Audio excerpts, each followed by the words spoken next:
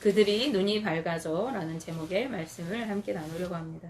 오늘 말씀에는 두 사람이 등장하고 있는데 말씀에 의하면은 이들이 눈이 밝아져서 예수님을 알아보게 되는 현상을 경험하였습니다.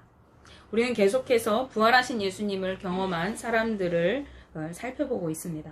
성경에는 예수님의 부활을 대하는 여러 부류의 사람들이 등장하고 있었던 것을 우리가 볼 수 있죠.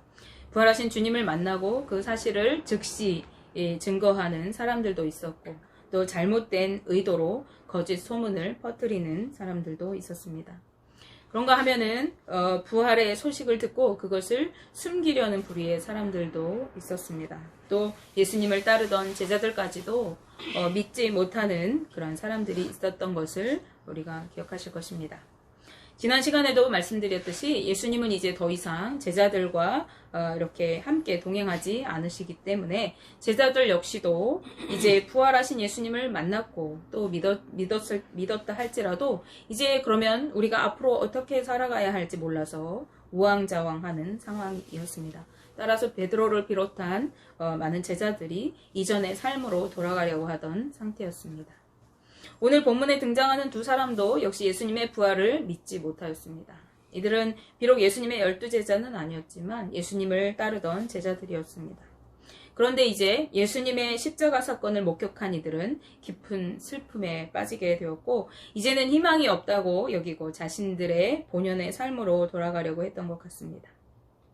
이들은 예루살렘에서 20올이 떨어진 서북쪽에 위치한 엠마오라고 하는 곳으로 터덜터덜 걸어가면서 그동안 자신들이 경험한 일들에 대해서 이야기하고 있었습니다. 20오리는 약 10에서 12km 정도 되는 거리로 차로에서 15분에서 20분 정도 걸리는 그런 거리입니다. 걸어가면은 한 반나절, 하루는 좀 못되게 걸릴 것 같아요. 그런데 이들이 길에서 한 사람을 만나게 되고 그 사람과 함께 동행을 하게 되었습니다. 그 사람은 이 제자들이 걸어오면서 나누었던 이야기가 무슨 이야기인지 그들에게 물었습니다. 그리고 제자들은요, 자신들과 이렇게 만나게 되어진 그 사람도 이제 자기들처럼 절기 기간 동안에 예루살렘에 올라왔다가 이제 그 절기가 끝나고 길을 떠나온 사람으로 생각하였습니다. 그래서 둘 중에 글로바라고 하는 제자가 이제 누가복음 24장 18절 중간절 말씀에서 당신이 예루살렘에서 체류하면서도 요즘 거기서 된 일을 혼자만 알지 못하느냐라고 반문합니다. 글로바가 이렇게 물을 수 있었던 이유는요, 여러분이 알고 계시는 것처럼 예수님은 유월절을 전후로 해서 잡히시고 십자가에 달리시고 부활하셨기 때문에 당시 절기를 지키기 위해서 사방에서 사람들이 예루살렘으로 몰려와 있었습니다. 그리고 모인 사람들에게 이제 가장 이슈가 된 사건이 단연 예수님의 십자가 처형 그리고 부활에 관한 그러한 소식이었던 것입니다. 제자들은 그간 있었던 예수님에 관한 이야기를 들려주었고 그렇게 그 사람과 이야기를 나누는 사이에 어느덧 이들은 엠마오에 다다르게 되었습니다. 그리고 이미 날이 저물어가고 있었습니다. 제자들은 이 합류했던 사람이 길을 더 가려고 하는 것을 보고 그를 강권해서 이제 자신들과 함께 머물고 가라고 이렇게 권면합니다. 그리고 식사를 함께 나누었습니다. 그리고 그 순간 이 두 제자들의 눈이 밝아졌던 것입니다. 이제 제자들이 길에서 자신들과 함께 동행하면서 이야기를 나누었던 그 사람이 바로 자신들이 그렇게 얘기하고 왔던 예수님이구나 라는 것을 깨닫게 되었습니다. 그러나 예수님은 이미 그곳에 계시지 않았고 이들은 너무 놀랐습니다. 그렇다면 여러분 혹시 이들이 왜 먼 길을 그렇게 함께 걸어오는 동안에 예수님을 알아보지 못하고 눈이 가리워졌던 것일까 하고 이렇게 생각해 보신 적이 있습니까? 예수님이 부활하셔서 다른 몸이 되셔가지고 이들이 몰라봤던 것일까요? 이 두 제자들과 달리 막달라 마리아와 여인들은요, 부활하신 예수님을 만나자마자 그분이 주님이신 것을 알고 그 발 앞에 납작 엎드려 경배하였습니다. 또 예수님의 12제자들도 자신들에게 찾아오신 예수님을 알아볼 수 있었던 것입니다. 그런데 오늘 본문에 등장하는 이 두 제자는 왜 그러지 못했을까요? 왜 예수님을 알아보지 못했던 것일까요? 그것은 먼저 그들이 깊은 슬픔에 빠져 있었기 때문입니다. 이들은 놀라운 언변과 수많은 능력과 표적을 행하셨던 예수님께서 이스라엘을 구원해 주시기를 간절히 바랬던 사람들이었습니다. 그분이야말로 이스라엘 민족을 해방시킬 희망의 아이콘이었다고 여겼던 것입니다. 그런데 그런 그분을 이제 믿고 따랐었는데, 자신들이 그렇게 믿고 따랐던 예수님이 이제 대제사장들과 관리들에 의해서 십자가에 달려 죽게 되었습니다. 그것을 본 이 제자들은 큰 절망과 슬픔에 빠져버렸습니다. 이제 더 이상 자신들의 소망이 없어지게 된 것입니다. 그 상황이 도저히 믿기지가 않았던 것입니다. 게다가 이제 사흘쯤 흘렀어요. 그랬더니 어떤 여인들이 찾아와서 자신들이 무덤에 가봤더니 예수님이 시체가, 예수님의 시신이 없다고, 그러니까 예수님의 시신 유기에 관한 소식을 이렇게 전하게 되어집니다. 자신들이 새벽에 무덤에 갔더니 예수님의 시신은 없는데 그곳에 천사가 앉아가지고 이제 그가 살아나셨다라고 우리에게 말했습니다 라고 이렇게 이야기를 하는 것이었어요. 그것을 듣고 이 제자들은 몹시 또 놀랐습니다. 또 여인들의 말을 듣고 몇몇 제자들이 역시 무덤에 달려갔어요. 우리가 지난 시간에 살폈듯이 베드로와 요한이 뛰어갔죠. 갔는데 여인들이 말한 것처럼 무덤이 그렇게 똑같은 상황이었다는 거예요. 그런데 우리가 예수님의 시신은 보지를 못했다라고 얘기합니다. 이 말을 들은 두 제자는요, 예수님께서 십자가에 달려 돌아가신 것도 이해할 수가 없는 상황인데 자신들을 구원할 구세주로 여겼는데 그 능력이 많으신 분이 그냥 힘없이 죽은 것에 대해서 정말 놀랍고 절망적인 상황이었는데 그 예수님의 시신까지 이제 없어지게 되었다는 사실에 더 큰 슬픔과 좌절감에 빠져 있었습니다. 이들은 예수님의 부활 소식보다는 그분의 죽으심과 그 시신이 사라졌다는 현실에 더 기울이고 관심을 가졌습니다. 그리고 그러한 현실 때문에 슬퍼하고 있었습니다. 그러기에 이들은요, 누가복음 24장 17절 중반절 말씀에 예수님께서 무슨 이야기를 너희들이 나누고 있었느냐라고 물으시는 그 예수님의 물음을 듣자 슬픈 빛을 띠고 가던 길을 멈추어 섰다라고 성경이 말씀하고 있어요. 말씀을 보시면 두 사람이 슬픈 빛을 띠고 머물러 서더라라고 증언합니다.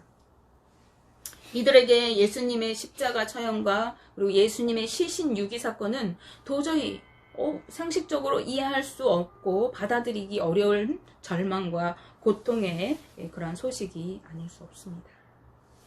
우리가 살아가다 보면은요, 때때로 이렇게 우리는 이해할 수 없는, 인간의 생각으로 도저히 이해할 수 없는 시련과 아픔, 그리고 우리에게 닥쳐오는 고통과 절망의 순간들이 찾아오게 되어집니다. 그때 우리는 그 현상에 집중할 것이 아니라 그 너머에 계신 주님을 바라보아야 합니다. 그렇지 않고 그 상황과 환경만을 바라보고 슬픔과 절망에 빠져 있을 때 우리는 우리의 눈이 가리워지고 진리를 바로 볼 수가 없게 되고요. 바로 곁에서 우리와 동행하고 계시는 주님을 알아볼 수 없게 됩니다. 예수님이 곁에서 같이 길을 걷고 함께 말씀을 나누고 함께 떡을 떼고 식사를 하기까지 이 제자들은 예수님을 알 수 없었던 것이죠. 예수님을 바라볼 수가 없었습니다. 따라서 우리는 상황과 환경에만 집중할 것이 아니라 모든 상황 속에서 우리와 함께 하시고 우리를 위해 일하고 계시는 하나님의 뜻과 섭리를, 그것이 무엇인지 바르게 분별해야 하는 것입니다. 둘째로 이들이 눈이 가리워진 이유는요, 그들이 올바른 메시아관을 가지고 있지 못했기 때문입니다. 이 두 제자들은 비록 예수님이 자신들을 구원해 줄 예수님이라는 것을 부분적으로 알았어요. 그런데 온전하게 알지는 못했습니다. 이 제자들을 비롯한 당시 유대인들에게는 메시아를 기다리는 메시아 대망 사상이 있었거든요. 그런데 이들의 상황에 따라서 이들은 정치적인 메시아를 꿈꾸고 바랬던 것입니다. 그렇기 때문에 그들은 능력을 행하시는, 즉 많은 표적을 통해서 귀신도 쫓아내시고 병자들을 고치시고 죽은 자들도 살리시는 예수님, 바람과 바다를 명하여 잔잔하게 하실 수 있는 예수님, 무리를 걸어 다니실 수 있는 능력의 예수님, 오병이어를 통해서 남자만 5,000명이나 되는 그 사람들을 다 먹이고도 12광주리가 남을 만큼 그러한 능력을 행하시는 이 예수님이 우리를 구원하실 그 메시아다라는 것을 가지고 있었는데, 그것이 어떤 메시아? 우리를 이 로마의 압박에서부터 구원해줄, 정치적으로 그 로마를 무찌르고 새로운 나라를 건설해서 우리로 그 안에서 살게 할 그러한 메시아만을 기다렸던 것입니다. 그래서 이 유대인들은 끊임없이 예수님을 어떻게 하려고 했어요? 왕으로 삼으려고 했습니다. 그러나 이것은 성경적인 그러한 메시아관이 아니었어요. 하나님의 뜻과는 전혀 관계없는 인간적인 생각과 자신들의 필요에 의해서 갈구하는 그러한 메시아였던 것입니다. 이것은 당시 유대 사회에 투루 퍼져 있었던 보편적인 사상이었고요. 그래서 예수님을 따라다녔던 12 제자들조차도 이러한 생각을 가지고 있었습니다. 그러기에 그들은 하나님 나라에 대해서 열심히 말씀하시는 그 예수님의 말씀을 듣고 있으면서도 깨닫지 못했어요. 그래서 예수님께서 말씀하시는 그 천국은 예수님께서 무력으로 이제 이루셔서 새로운 나라를 이루게 될, 이 땅에 이룰 새로운 나라라고 여겼어요. 그래서 우리가 어떻게 할 수 있죠? 그들이 천국에서 누가 크냐, 네가 크냐, 내가 크냐라고 이렇게 언쟁을 벌이기도 하고, 또 예수님께 나와서 당신의 나라에 이를 때, 그 나라를 당신이 이룩하실 때 좌우편에 우리를 앉혀주옵소서라고 이렇게 요구하게 되었던 것입니다. 그러나 유대인들은 말할 것도 없고 이 제자들의 이러한 생각은요, 예수님과 동상이몽에 빠져 있던 것이었어요.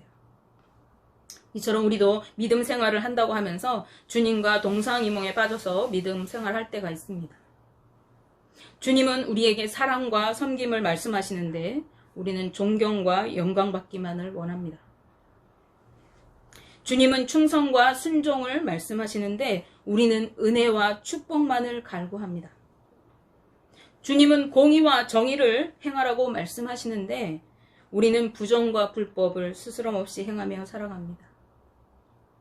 이런 믿음은요, 주님과 관계없는 믿음, 믿음 없는 미련한 삶입니다. 그렇기 때문에 오늘 본문 말씀에서 자신들이 인간적인 생각으로 제멋대로 생각하다가 이제 지금 시리와 슬픔에 빠져 좌절하고 있는 이 두 제자들에게 예수님께서는 누가복음 24장 25절 26절 말씀에 미련하고 믿지 못하는 자들이라고 책망하십니다. 함께 말씀을 보시면 이르시되 미련하고 선지자들이 말한 모든 것을 마음에 더디 믿는 자들이여 그리스도가 이런 고난을 받고 자기의 영광에 들어가야 할 것이 아니냐 하시고. 아멘.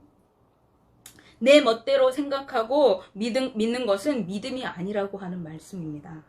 예수님께서 굳이 이곳까지 찾아오신 이유는 바로 믿음이 없어서 의심하고 생각하지 못한 상황과 환경 앞에서 절망하고 슬퍼하는 이 두 제자들을 믿음으로 바로 세우시기 위해서, 그들에게 믿음의 확신을 주시기 위해서 굳이 안 오셔도 되는 이 길을, 예루살렘에서 그렇게 멀리 떨어진 이 길을 예수님이 친히 오셔서 그들과 그 먼 길을 동행하시면서 그들을 말씀으로 깨우쳐 주셨던 것입니다.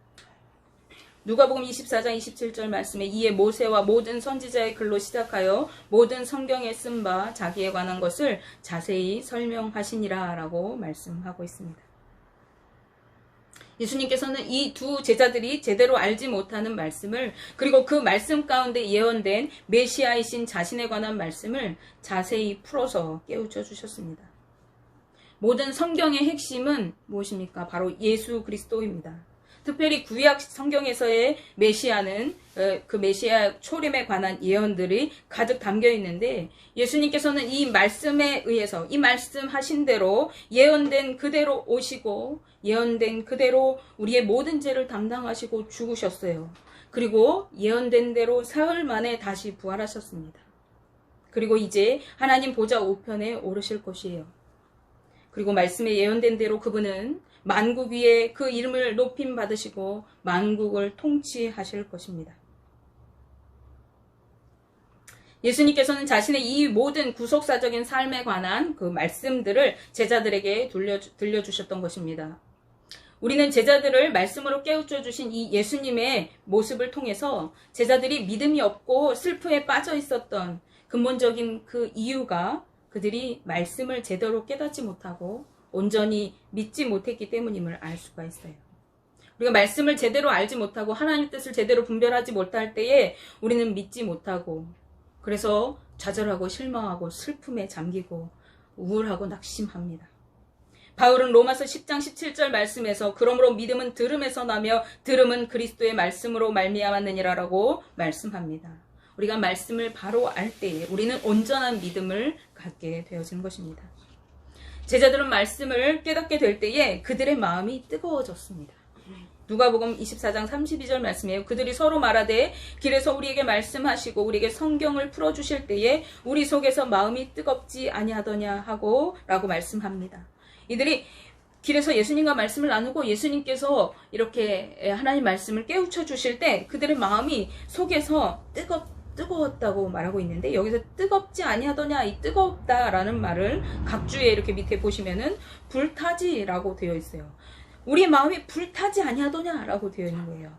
이것은 그들이 크게 감동되어서 마음이 마치 불 붙는 것처럼 뜨거워서 견딜 수 없는 그러한 상황에 있었음을 의미하는 것입니다. 그리고 이것은 하나님이 주신 강력한 감동이 있었다는 것을 의미하고 있는 것이에요. 그런데요, 그들이 길을 가는데 하나님의 말씀을 예수님을 통해서 듣고 마음이 이렇게 뜨거워졌어요. 그러면 그때 당시에 우리 마음이 왜 이렇게 뜨겁지? 예수님, 내 마음이 그 말씀을 듣는데 이렇게 뜨거워졌어요. 이렇게 말해야 되잖아요. 근데 그때는 아무렇지 않게 그냥 듣고 왔어요. 밥 먹을 때까지 그냥 듣고 왔어요. 그런데 이제 예수님과 앉아서 식사를 하는데 예수님이 빵을 가져다가 이렇게 하늘을 우러러 축사하시고 그것을 떼어서 이렇게 주시기 시작하니까 그것을 받아먹은 이 제자들의 눈이 열려졌어요. 그때 그들이 눈에 빛이 들어온 거죠. 그리고 이제 그 말씀을 들을 때 그때 우리 마음이 뜨거웠던 것 같은데 그때 깨달아진 거예요. 그리고 자신들과 함께 여기까지 걸어오면서 우리에게 말씀하여 주셨던 그분이 바로 우리가 그렇게 얘기하고 왔던 그 예수님이구나, 그 메시아이시구나 라는 것을 알게 되었어요. 부활하신 그 예수님이 비로소 우리에게 오신 그분이구나 라는 것을 이제 깨달아 알게 된 것입니다. 우리는요, 주님께서 우리에게 알려주시는 만큼 알 수 있어요. 우리에게 보여주시는 만큼 우리가 주님에 대해서 깨달아 알 수 있단 말이에요.